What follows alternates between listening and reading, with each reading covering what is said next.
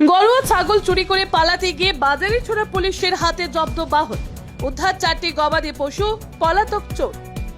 অন্ধকার রাতের সুযোগকে কাজে লাগিয়ে বিলাসী বাহন যোগে 4টি গবাদি পশু চুরি করে পালাতে গিয়ে শেষ রক্ষা হলো না একদল চোরের। জানা গেছে শনিবার শেষ রাতে বাজারিছড়া থানার পুলিশ স্থানীয় কুড়িখাই গ্রামীণ সড়ক পথে টহলদারিতে ছিল।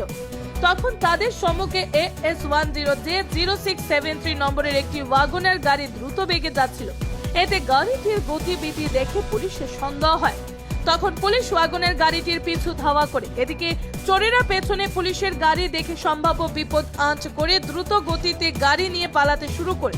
কিন্তু ধর্মের ঢোল বাতাসের নাড়ায় চোরদের ব্যবহৃত বাহনটি কিছুটা অগ্রসর হয়ে কুড়িখাই ব্রিজের রেলিং এর সাথে সজোরে ধাক্কা মেরে দুর্ঘটনাগ্রস্ত হয়। তখন চোরেরা গাড়ি থেকে নেমে অন্ধকারে গা ঢাকা দিতে সক্ষম হয়।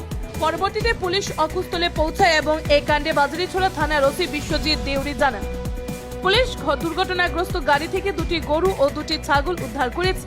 এখানে ব্যবহৃত গাড়ির মালিক ও পলাতক চোরদের ধরতে সবদিকে পুলিশের জাল বিছানো হয়েছে। বর্তমানে বাহন সহ 4টি গবাদি পশু পুলিশের হেফাজতে রয়েছে। ছাগল ও গরুর প্রকৃত মালিক পাওয়া গেলে তাদের হাতে তাদের গবাদি পশু সমঝে দেওয়া হবে।